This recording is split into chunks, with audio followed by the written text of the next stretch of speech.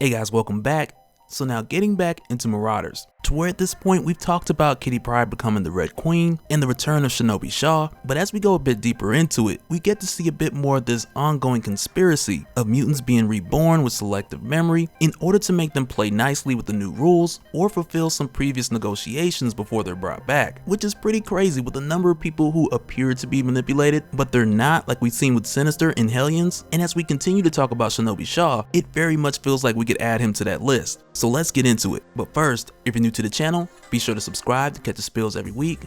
And don't forget to hit that bell up top so we can squad up in the comments for the first hour.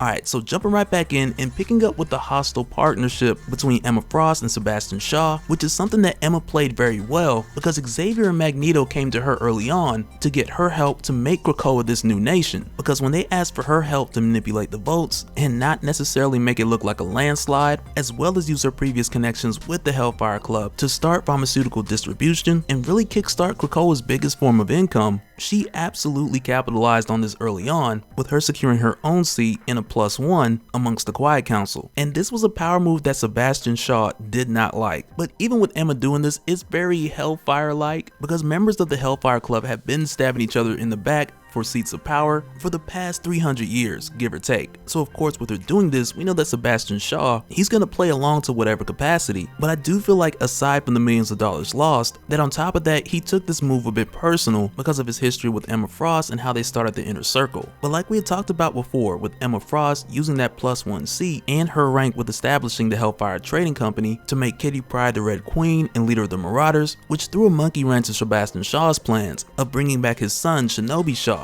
and making him the Red King, which we later find out is a plan that he already had in motion when he prepared for Shinobi to be resurrected, but with doing so, requesting for him to be brought back with a bit of selective memory, which mainly excluded Shinobi's previous death at the hands of Sebastian Shaw and everything after, like we talked about in the last video. But with Sebastian even being able to do this, it just proves even more that this is a thing, with us seeing him confirm with Charles in the 5, like, are you sure my son won't remember what happened? And possibly because he ain't trying to fight him naked right now, or even later for that matter. But the thing is, with Shinobi returning, we really don't know how much of his memory that Sebastian has had taken away, or I wouldn't even say taken away, but rather prohibited from him remembering, because after all, the full backup is always with Cerebro, which is distributed at Charles's discretion, and aside from the backup Cerebros, there's always the case of the Cerebro sword. But essentially with Shinobi coming back at this point and not remembering much of the history we talked about in the last video, with Shaw killing Shinobi, then Shinobi returning back to life, to where he then rejoined the Upstarts, only to find out later that their strings were being pulled by the Hellfire Club, which then caused Shinobi to take his own life.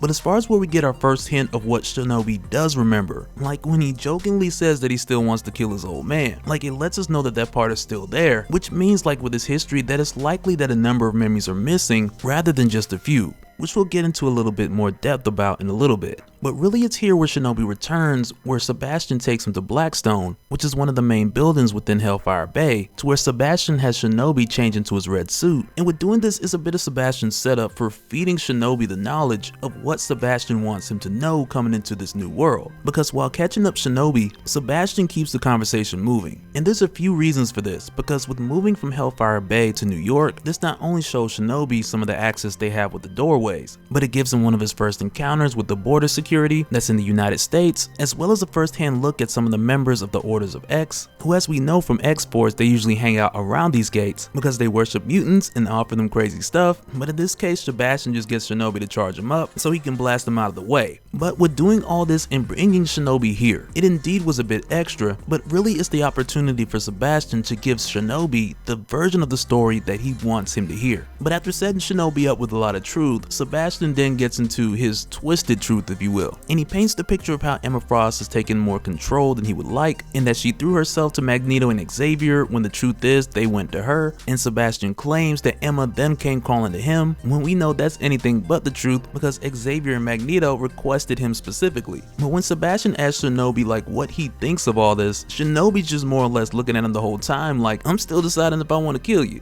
because regardless of how you want to flip it, Shinobi is gonna be Shinobi, and sooner or later this remaining part of his memory is more likely to conform back to who he was rather than be molded into what Sebastian wants. But after New York, Shinobi mentions he has to go out to Japan, which should have been a full day's travel, but instead with just stepping through one of the Krakoan doors, just like that, they're there. But also with arriving here, Shinobi tells his father Sebastian that this is something that he needs to handle himself, and he'll catch up with Sebastian in a few days. And from what we see with Shinobi back, he has to take care of debt, because that's the way that debts work. You either pay them off or they go with you for the rest of your life, and if you die, they die with you, but if you come back to life, your debts come back to life too. But we don't see the full course of the 3 days, we just see him pick up his sword, and before leaving he lets them know that they have a friend in Krakoa. And even with those few days of absence before he met back up with his father, though we're not told specifically, that is enough time for Shinobi to reconnect with a number of resources to feed into whatever plans he has, which at this time were not given specifically. But on the flip side, Sebastian, he tells Shinobi when he returns here to Krakoa, he tells him now that he was just informed of Emma Frost having other plans for the Red King, and in the time being he'll have a suit tailored for him in black for him to step into the role of the Black Bishop. But even with doing so, he tells him not to disregard his red suit because the future is still being written and there's things that may change or move later on down the line. And from here, the conversation between Sebastian and Shinobi is really Sebastian closing the sale. And what better way than to close the sale than to walk Shinobi down to the ship, which would also belong to the Black Bishop. And I'm telling you, like, with the whole way that Sebastian Shaw has this whole thing set up, it's like, it's criminal, it's theatrical, it's manipulative, but it's Sebastian. And like on the outside looking in, anyone could see that clear as day, which is why when he explains to Shinobi like some of the purposing of these drugs, and more specifically the very expensive ones which extend the life of humans, which are really targeted at that 1% of older humans who don't necessarily have that much longer to live, but they own 90% of the world's wealth. And Sebastian lets Shinobi know, like, even with their life being extended, which I believe the Krakoan pharmaceuticals give them another like 10 years or so, but even with that, they're paying through the roof for these prescriptions. But with doing that, Krakoa is getting dumb rich, and the mutants in Krakoa are practically living forever. But with Sebastian giving Shinobi this moment of transparency and pretty much handing him the keys to the boat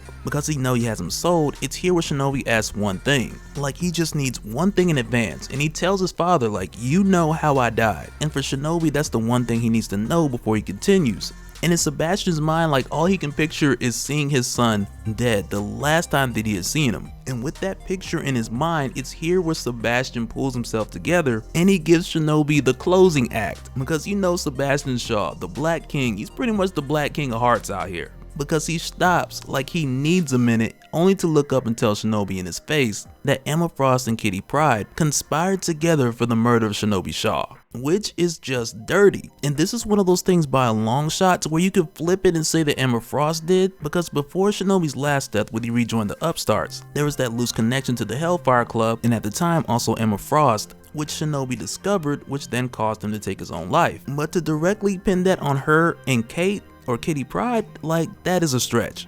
But that'll do it for this one, guys. I want to give a special shout out to all the Patreons. Thank you all for all of your support. And if anyone wants more information on how to support the channel, I got a link down below to where you can head over to patreon.com/DopeSpill. But let me know you guys' thoughts down in the comments below, because as we move forward, especially with Marauders, there's a lot of things that we'll see tie in, especially with Benjamin Percy's Wolverine series, and a little bit of Hellions as well. But let me know your thoughts down in the comments below,